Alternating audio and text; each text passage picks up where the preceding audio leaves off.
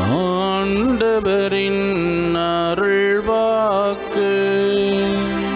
கிறிஸ்துவே உமக்கு புகழ்.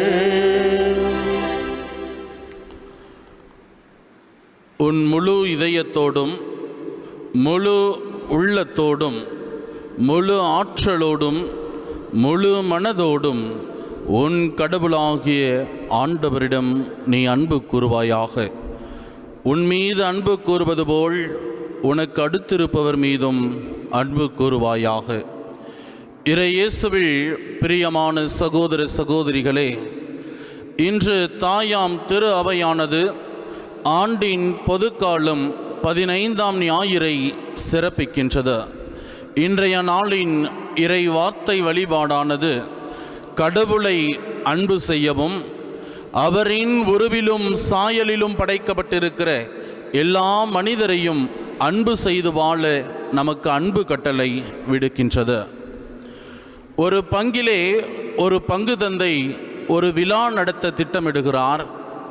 அந்த பங்கில் இருக்கிற ஒரு ஆடிட்டோரியத்திலே அனைத்து நிகழ்வுகளையும் பங்கு தந்தையே ஒருங்கிணைக்க வேண்டிய ஒரு தருணம். அங்கு இருக்கிற எல்லா இயக்கங்களும் எல்லா அமைப்புகளும் எவ்வாறு இயங்கிக் கொண்டிருக்கின்றன என்று அவர் சோதித்தறிய அவரே செல்லுகிறார். அந்த ஆடிட்டோரியத்திற்குள்ளாக அவர் சென்றவுடனாக அங்கிருந்த பணியாளரிடத்திலே அங்கிருக்கிற மின் விளக்குகளை எல்லாம் ஆன் செய்ய சொல்லுகிறார். அவ்வாறு அந்த மின் விளக்கு சுவிட்சுகளை எல்லாம் அவர்கள் ஆன் செய்த பொழுது முதலிலே சில விளக்குகள் எரியவே இல்லை. இரண்டாவது சில விளக்குகள் அணைந்து எரிந்து கொண்டிருந்தன. மூன்றாவது சில விளக்குகள் மட்டும் பிரகாசமான ஒளியை கொடுத்தது. 3 விதமான விளக்குகளை நாம் இங்கு பார்க்கிறோம். ஒன்று ஒளி தராத விளக்குகள், இரண்டாவது எப்பொழுதாவது ஒளி தரக்கூடிய விளக்குகள், மூன்றாவது எப்போதுமே ஒளி தரக்கூடிய விளக்குகள். இந்த 3 விளக்குகளிலே நாம் எந்த நிலையில் இருக்கிறோம் என்று சிந்தித்து பார்க்கத்தான் இன்றைய நாளின் இறை வார்த்தை வழிபாடு நமக்கு அழைப்பு விடுக்கிறது. சுயநலம், நான் என்னுடையது என்கிற மனநிலையிலே மற்றவருக்கு அன்பை கொடுக்காது, மற்றவர்களுக்கு உதவி செய்யாத எரியாத விளக்கினை போன்று என் வாழ்வு இருக்கிறதா? எப்பொழுதாவது நேரம் கிடைக்கிற பொழுது எனக்கு பிடித்தவர்கள் தேவையில் இருக்கிற போது மட்டும் உதவுவேன் என்கிற மனநிலை கொண்ட அணைந்து எறுகிற மின் விளக்குகளின் மனநிலையை கொண்டிருக்கிறேனா? அல்லது நான் சுயநலம் அல்லாமல் கிறிஸ்துவை மையமாக கொண்டு ஆண்டவரின் கட்டளையை மையப்படுத்திய விளக்குகளாக இந்நாளும் நான் ஒளி கொடுத்து கொண்டிருக்கிறேனா என்று சிந்தித்து பார்க்க இன்றைய நாளின் இறை வார்த்தை வழிபாடு நமக்கு அன்பான அழைப்பை கொடுக்கிறது. இறை இயேசுவில் பிரியமான சகோதர சகோதரிகளே, புனித அன்னை தெரேசாள் மிக அழகாக சொல்லுவார், இந்த உலகில் இருக்கிற எல்லா நோய்களை, தொழுநோயை விட, புற்றுநோயை விட மிக கொடுமையான ஒரு நோய் என்னவென்று பார்க்கிற பொழுது தேவையில் இருப்பவர்களுக்கு உதவி செய்ய மனமில்லாமல் இருப்பதுதான் என்று அவர் குறிப்பிடுவார். இதனை மையமாக கொண்டு, இதனை பின்புலமாக கொண்டு இன்றைய நாளின் நற்செய்தி வாசகத்தை நாம் அலசி பார்க்கிற பொழுது அவர்கள் எருசலேமிலிருந்து எரிக்கோவை நோக்கி சென்று கொண்டிருக்கக்கூடிய தருணம். எரிக்கோ என்கிற அந்த இடமானது இன்றும் கூட பலவிதமான திருடர்களாலும் பயம் தருகிற ஒரு பயண நிலை கொண்டதாக இருக்கிறது. அந்த வழியே வருகிற மனிதர்களை அவர்கள் அடித்து அவர்களுடைய உரிமைகளை, உடைமைகளை பெற்றுக்கொள்வதுதான் அந்த வழியாக இருக்கிற மனிதர்களினுடைய மனநிலையாக இருக்கிறது. அப்படிப்பட்ட ஒரு இடத்தில்தான் ஒரு யூதன் மாட்டிக்கொள்கிறான். குற்றுயிரும் கொலையுயிருமாய் கிடக்கிற அந்த யூதனுக்கு உதவி செய்ய வேண்டிய வாய்ப்பு முதலிலே ஒரு குருவுக்கு கிடைக்கிறது. ஏன் அந்த குரு உதவி செய்யாமல் சென்றிருக்க வேண்டும் என்று அலசுகிற பொழுது விவிலிய ஆசிரியர்கள் பதில் தருகிறார்கள். எண்ணிக்கை புத்தகம் 11வது அதிகாரத்திலே நாம் வாசிக்கிறோம், இறந்த ஒரு மனிதரின் உடலை தொட்டால் அவர் தீட்டுப்பட்டு விடுவார். 7 நாளுக்கு அவருக்கு இறைவனுக்கு பலி செலுத்த முடியாது என்கிற காரணத்தினால் அந்த குருவானவர் உதவி செய்ய மனமில்லாமல் சென்றிருக்கலாம் என்று சில விவிலிய அறிஞர்கள் குறிப்பிடுகிறார்கள். 2வது லேவி என்கிற ஒரு மனிதர் அவரை காண நேர்கிறது. அவரும் உதவி செய்யாமல் சென்றதற்கு என்ன காரணம் என்று பார்க்கிற பொழுது, அந்த நிகழ்வுகளிலே, அந்த எரிக்கோவுக்கு செல்லுகிற வழிகளிலே பலரும் தாங்கள் அடிபட்டவர்கள் போல, தாங்கள் உடைமைகளை பறிகொடுத்தவர்கள் போல படுத்து நடித்து கொண்டிருப்பார்கள்.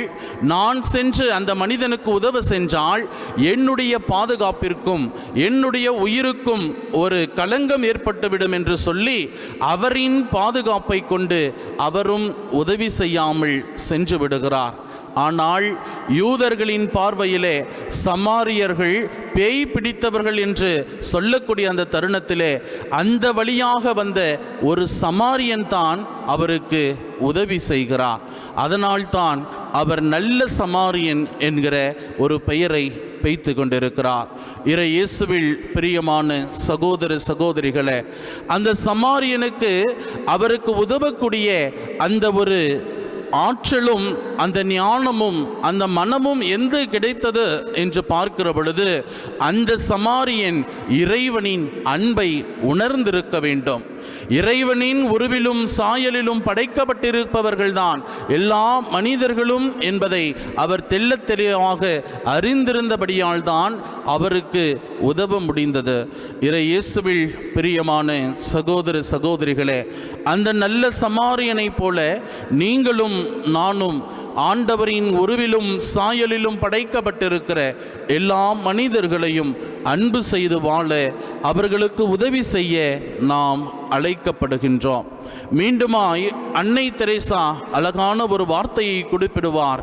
யாருக்கு நான் உதவ வேண்டும், எனக்கு அடுத்திருப்பவர் யார் என்று பார்க்கிற பொழுது, தொடக்க நூல் புத்தகத்தில் 4ஆம் அதிகாரம் 9வது இறைவசனத்திலே வாசிக்கிறோமே, என் சகோதரனுக்கு காவலாளியா என்ன என்று காயின் ஆபேல் இறந்த பிற்பாடு காயின் இறைவன் கேட்கிற கேள்விக்கு பதில் சொன்னதைப் போல அதே மனநிலையை இன்று பலரும் கொண்டிருப்பதால் தான் நாம் நமக்கு அடுத்திருப்பவர் யார் என்பதையே இனம் கண்டு கொள்ள முடியாத ஒரு மனநிலையிலே வாழ்ந்து கொண்டிருக்கிறோம் என்று குறிப்பிடுகிறார். இயேசு இன்றைய நாளிலே அந்த திருச்சட்ட அறிஞரிடத்தில் மிக அழகாக சொல்லுகிறார், உனக்கு அடுத்திருப்பவர் யார் என்று பார்க்கிற பொழுது, யாரெல்லாம் உதவி தேவைப்படுகிற நிலையில் இருக்கிறார்களோ, யாரெல்லாம் உன் முன்பாக அடுத்தவரின் உதவியை எதிர்பார்த்திருக்கிறார்களோ அவர்கள் அனைவருமே உமக்கு அடுத்திருப்பவர்கள் என்று குறிப்பிடுகிறார். 2017ஆம் ஆண்டு திருத்தந்தை பிரான்சிஸ் அவர்கள் மிக அழகான ஒரு வார்த்தையை குறிப்பிடுகிறார். பல கிறிஸ்துவர்களும் இன்று உதவி செய்யக்கூடிய அந்த மனநிலை இருந்தும் உதவி செய்யாமல் இருப்பதற்கு என்ன காரணம் என்று பார்க்கிற பொழுது, அவர்களிடத்திலே விளங்குகிற பாராமுகம் என்கிற ஒரு குணம் என்று குறிப்பிடுகிறார். பாராமுகம் என்கிற குணம் என்றால் என்னவென்று பார்க்கிற பொழுது, உதவி செய்ய வேண்டிய ஒரு சூழல் ஏற்பட்டாலும் பார்த்தும் பார்க்காமல் செல்வதுதான் பாராமுக குணம் என்று குறிப்பிடுகிறார்.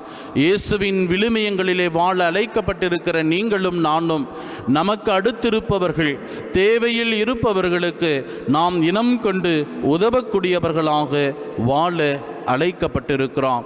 இறை இயேசுவில் பிரியமான சகோதர சகோதரிகளே, யோவான் திருமுகத்திலே மிக அழகாக வாசிப்போம், கண்ணுக்கு புலப்படக்கூடிய மனிதர்களை அன்பு செய்யாமல் கண்ணுக்கு புலப்படாத ஆண்டவரை நான் அன்பு செய்கிறேன் என்று சொல்பவன் பொய்யன் என்று குறிப்பிடுவார்.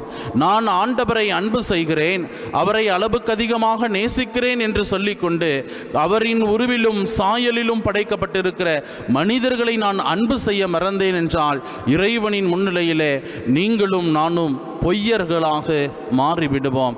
சிந்தித்து பார்ப்போம். என்னுடைய வாழ்விலே வாய்ப்பு கிடைக்கிற பொழுதெல்லாம், மற்றவர்களுக்கு உதவி தேவைப்படுகிற பொழுதெல்லாம் தாராள மனதுடன் அந்த நல்ல சமாரியனை போல நான் உதவி செய்யக்கூடிய மனநிலை கொண்டவனாக வாழ்ந்து கொண்டிருக்கிறேனா என்று சிந்தித்து பார்க்க அழைக்கப்படுகிறோம். இறை இயேசுவில் பிரியமான சகோதர சகோதரிகளே, அந்த 3 விளக்குகளிலே எந்த விளக்கை சார்ந்தவனாக, எந்த விளக்கினுடைய குணநிலையை கொண்டவனாக நான் வாழ்ந்து கொண்டிருக்கிறேன்? சுயநலத்தினால் எப்பொழுதும் யாருக்கும் எதையும் பகிராத மனநிலை கொண்டவனாக வாழ்ந்து கொண்டிருக்கிறேனா? எப்போதாவது அடுத்தவர்களுக்கு உதவ வேண்டும் என்று வாய்ப்பு கிடைக்கிற பொழுது தனக்கு தெரிந்தவர்களுக்கு மட்டும் உதவி செய்பவனாக நான் வாழ்ந்து கொண்டிருக்கிறேனா? அல்லது கிறிஸ்துவை மையப்படுத்தி கிறிஸ்துவிடமிருந்து ஆற்றலை பெற்றுக்கொண்டு அனைவருக்கும் அதை பகிரக்கூடியவனாக வாழ்ந்து கொண்டிருக்கிறேனா என சிந்திப்போம். நல்ல வெளிச்சத்தை கொடுக்கக்கூடிய விளக்குகளாக, நல்ல சமாரியர்களாக, கடவுளையும் அயலானையும் அன்பு செய்பவர்களாக வாழ வரம் வேண்டி ஜெபிப்போம். ஆமேன்.